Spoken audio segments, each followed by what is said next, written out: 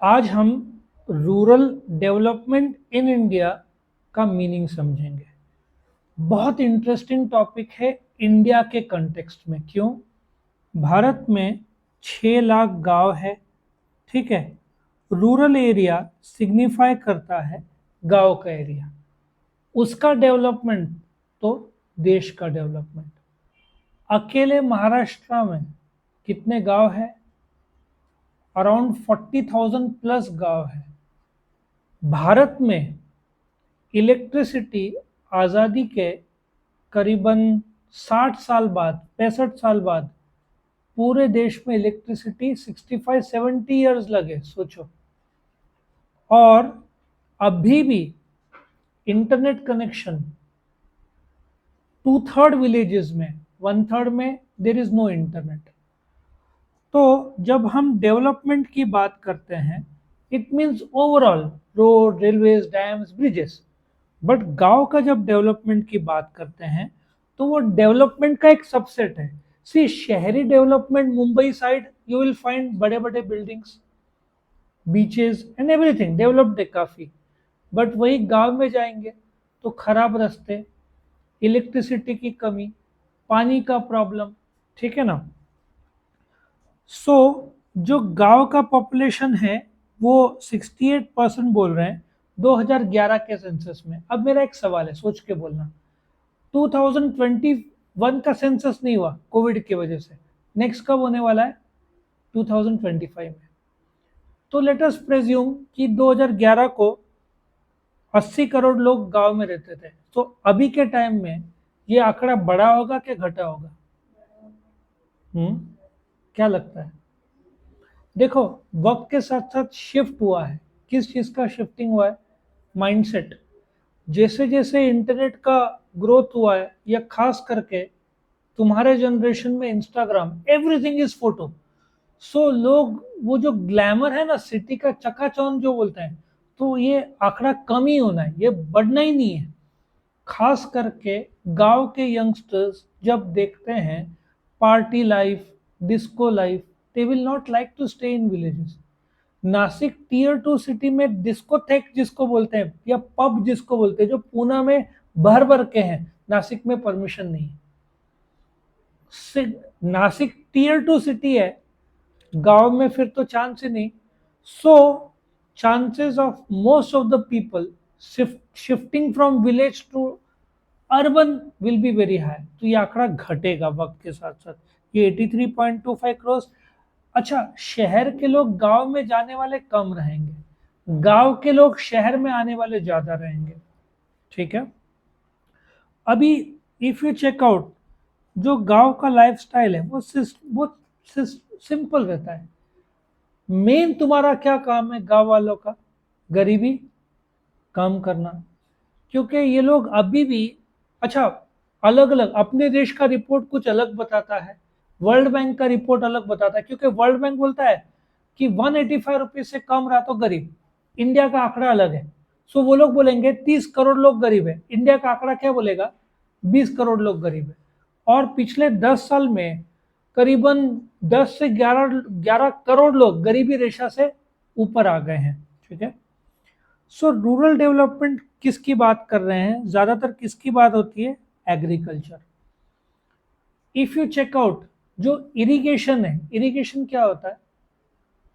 जो जैसे आर्टिफिशियल तरीके से पानी तुम क्रिएट करते हो और फिर सप्लाई करते हो। सिर्फ आधा ही अपना जो है ना, खेती या जो भी जमीन है वो इरिगेटेड है, आधा is dependent on what? Rainfalls. ये साल बारिश बहुत अच्छा हुआ है तो आगे प्रोग्रेस होगा, लेकिन प्रॉब्लम ये है कि we are extremely dependent on the rainfall. So ज्यादातर एग्रीकल्चर डेवलपमेंट, रूरल डेवलपमेंट को एग्रीकल्चर डेवलपमेंट में जोड़ा जाता है। आप एग्रीकल्चर इकोनॉमिक्स देखोगे उसमें रूरल डेवलपमेंट आएगा ही आएगा। और वो किस कंटेक्स्ट में देखते हैं? शेतकरी। अभी अपने देश में डेवलपमेंट ऐसा हुआ है कि पहले सीड्स डालते थे और आउटपुट आता था, अभी ऐसा नहीं है। मॉडर्न जनरेशन ड्रोन्स का यूज कर रहा है, मॉडर्न जनरेशन लैपटॉप्स का, खास करके तुम लोग यंगस्टर्स दिमाग लगाकर आउटपुट बढ़ा रहे हैं देश के लिए। जो पुराना जनरेशन है वो तो पुराने तरीके से काम कर रहा है, बट यंग जनरेशन जो भी खेती में उतरा है वो जबरदस्त। अच्छा, मशरूम ये सब कहाँ ज्यादा ग्रो होता था? अभी यंगस्टर्स लोग मशरूम का जो क्लाइमेटिक कंट्रोल करके मशरूम ग्रो कर लेते हैं, because there is an MBA in agriculture also, agriculture की यूनिवर्सिटी भी है। तो यंगस्टर्स वो करके पाते हैं कि यदि खेती किया जाए और प्रॉफिट बहुत ज्यादा है, जो तुम बनाने का कॉस्ट है उससे 5 to 6 टाइम ज्यादा मिल सकता है। तो अच्छा, ड्रैगन फ्रूट पता है ना? ड्रैगन फ्रूट आज से 5-6 साल पहले कितने का मिलता था? एक dragon fruit was costing 1000 rupees in Mumbai. आज तुमको किलो के भाव में मिलेगा। क्यों? सिन्नर में खेती होता है। सो ड्रैगन फ्रूट का खेती इंडिया ने भी शुरू कर दिया, तो हमको इंपोर्ट करने की जरूरत नहीं है। सो वर्ल्ड बैंक बोलता है कि जो स्पेसिफिक जो लोग हैं गांव के गरीब, ये ऐसा डेवलपमेंट जो उनको लाइवलीहुड दिलाए इन गांव के areas, small scale farmers, tenants, landless. अब तुम सोचो, तुम गांव में हो, तुम करोगे क्या? कंस्ट्रक्शन बड़े बड़े होने नहीं है, खेती है, नदी है, और क्या करोगे तुम?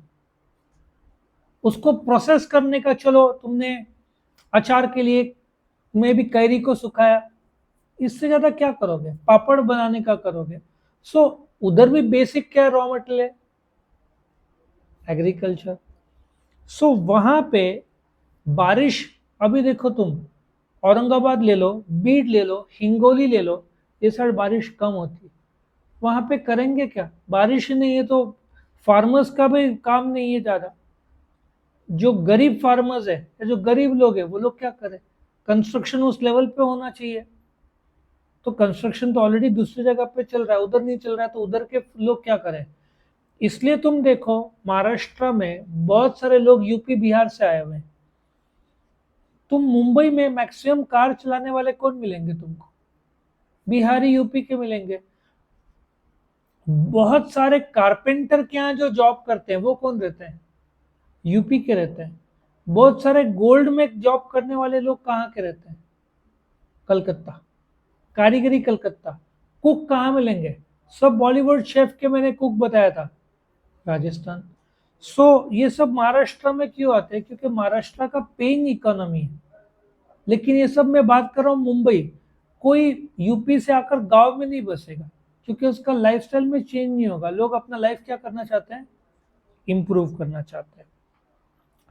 अब जब भी हम गांव की बात करेंगे, डेवलपमेंट की बात करेंगे, 3 सेक्टर्स है। कौन से? एग्रीकल्चर, इंडस्ट्रियल और सर्विस। अब एग्रीकल्चर में plantation, forestry, fishery, dairy, horticulture. अब डेयरी ले लो। India is the number 1 producer of milk in the world. 60 crore litre दूध, इसलिए तो पनीर और दही और उसके जो एलिड प्रोडक्ट्स है, इसका अपना आउटपुट बहुत ज़्यादा है। प्लांटेशन ले लो।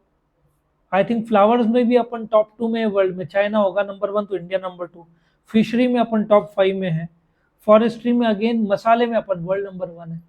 कुछ चीज़ों में अपन, सो लगभग हर एरिया में या तो चाइना फर्स्ट है या इंडिया फर्स्ट है। रेयर केस में कॉफी में ब्राजील फर्स्ट होगा, या थाईलैंड चावल में होगा। यूक्रेन था, वर्ल्ड वॉर की वजह से उधर काफी नुकसान हुआ है। सो कपड़ों में कौन माना जाता है कॉटन में?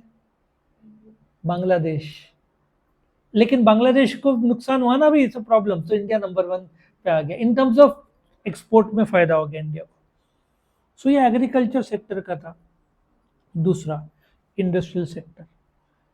इफ आप वर्ल्ड को देखोगे ना, वर्ल्ड ने क्या किया? मैन्युफैक्चरिंग में चाइना ने दबदबा हासिल किया, सर्विस में अमेरिका ने हासिल किया। सो इंडस्ट्रियल सेक्टर में गांव में तुम क्या करोगे? प्रोसेसिंग ऑफ रॉ मटेरियल्स करोगे। जैसे कि तुम देखो, टेरेस में सुखाते हैं ना, पापड़ के लिए क्या बोलते हैं उसको? अचार के लिए पापड़ का रॉ मटेरियल बेसिक आ गया, फिर उसमें मसाले बनाते हैं। कैरी का सीजन है तो काट के उसको बनाते हैं ना, तो ये प्रोसेसिंग इंडस्ट्री आता है जो इंडस्ट्रियल सेक्टर में आएगा। बट इनका अगेन लॉजिक कहाँ पे? प्राइमरी सेक्टर से आता है इंडस्ट्रियल सेक्टर का raw material. Again small scale cottage और रूरल इंडस्ट्री। बट इसमें एक नुकसान भी हो रहा है। क्यों? एक जमाने में खादी, आजादी के बाद लोग उसको मानते थे एक देशभक्ति। अभी खादी लोग फैशन के रूप में पहनते हैं। आए समझ में? रेगुलर में यंगस्टर्स नहीं पहनते। जनरेशन बदला है। पॉलिटिशियन लोग देखा होगा, वो खादी का जैकेट है ना, नेहरू जैकेट जिसको बोलते हैं, वो सब you can have a khadi type of thing. लेकिन हम लोग गए थे गुजरात में। गुजरात में खादी का एक गवर्नमेंट का शॉप था। It was a world class. तब मुझे बोलने लगा कि खादी कितना अच्छा है, बट मार्केटिंग उतना होता नहीं है क्योंकि उतना लोग खरीदते नहीं है। वही तुम जीन्स ले लो, फटाफट बिकेगा। खादी के जीन्स तो सुना ही नहीं होगा, वो तो सोच भी नहीं सकते, कॉमेडी लगता है। तो इंडस्ट्रियल सेक्टर गांव में अगेन प्रॉब्लम है, क्योंकि गांव में इंडस्ट्रियल सेक्टर के लिए मशीन लगता है। अब बिस्लरी वाटर के लिए 10 से 20 लाख रुपए लगता है, तुमको जमीन और वो सब लगेगा। उतना गांव का आदमी के पास पैसा होना चाहिए, ठीक है। और लास्ट में सर्विस सेक्टर, जहाँ पे आपका बोलते हैं ना सब सर्विस, होटल और टूरिज्म। हाँ, इफ आप देखोगे, एक सेक्टर जो उभरा है वो टूरिज्म सेक्टर, क्योंकि शहरी लोग हैं ना जो मुंबई के, वो लोग क्या करते हैं, अब दिवाली के 3 दिन छुट्टियां, ज्यादा छुट्टियां नहीं, कहाँ जाएंगे वो लोग? बीच में जाएंगे, खंडाला लोनावला जाएंगे, या करजत में बहुत लोग के फार्म हाउस है, वहां जाकर 3 दिन। क्योंकि करजत का नेक्स्ट स्टॉप कौन सा है? माथेरान। या करजत के बाद वो है, मुझे लगता है, याद नहीं आ रहा है। उसके बाद करजत के नजदीक ही है माथेरान। तो क्लाइमेट ठंडा रहता है। सो गांव का जो टूरिज्म इंडस्ट्री है और एग्रो टूरिज्म, जहाँ पे तुम टेंट में रहोगे, तुमको गांव जैसा फीलिंग आएगा, वो काफी डेवलप हो रहा है। खास करके शहरी लोग जो बोलते हैं ना, बड़े बड़े स्काई स्क्रेपर में रहते हैं, उनको अच्छा लगता है। इसलिए तुम देखो, बारिश में सैटरडे संडे को लोग खंडाला लोनावला जाते हैं। एक्सप्रेस हाईवे बना है ना, 2 घंटे में। नासिक के भी बहुत सारे लोग कल्याण साइड खाने खाने, जो रईस लोग जाते हैं कार में, 2 घंटे में कल्याण, क्या फर्क पड़ता है? तो ये एक उभरा है गांव का tourism. Transport operators professional technical है, लेकिन गांव के कंटेक्स्ट में इतना नहीं है जितना शहर के इसमें।